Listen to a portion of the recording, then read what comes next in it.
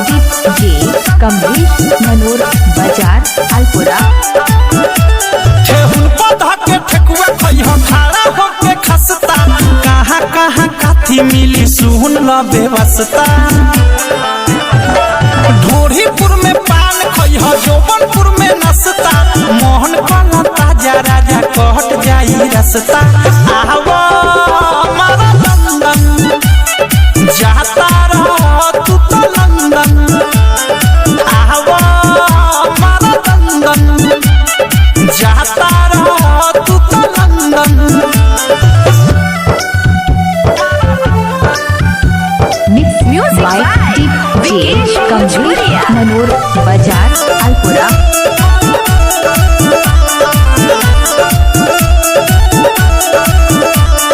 चोली बाजार में बोली ना बोली हो, लहंगा नगर बा पीछे में गलिया गली में मलिया सा पास बनोट घींचे में।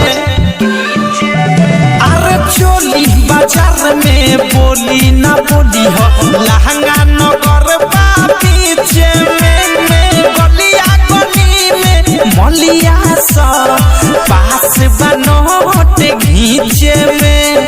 झूलापुर रसगुल्ला खइहा, सायापुर सब पापड़ी, माहलपुर में मिश्री मिली सोट के खइहा काबड़ी। लालीपुर में घूमे सब छौरी खाली लाबड़ी, जाए के बेरी खालो हो जवानी के मुर्गा बड़ी।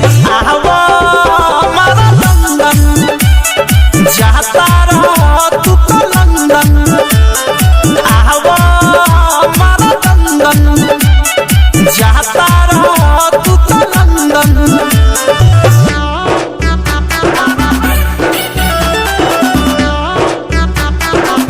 इलाका किसी के भी ऊपर धमाका डीजे कमलेश के ही होगा।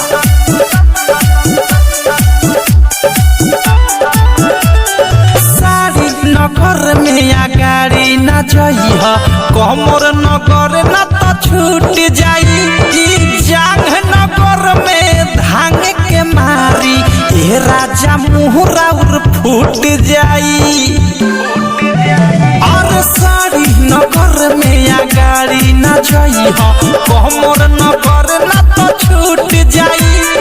जांग नगर में धांग के मारी ए राजा मुहरा उर फूट जाई।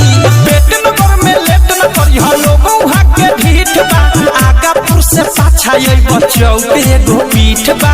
राइतो ठारू अवधेश फरियाद जदी चीत बा, चुमा लेके देखई मिठाइयों से मीठ बा। आवा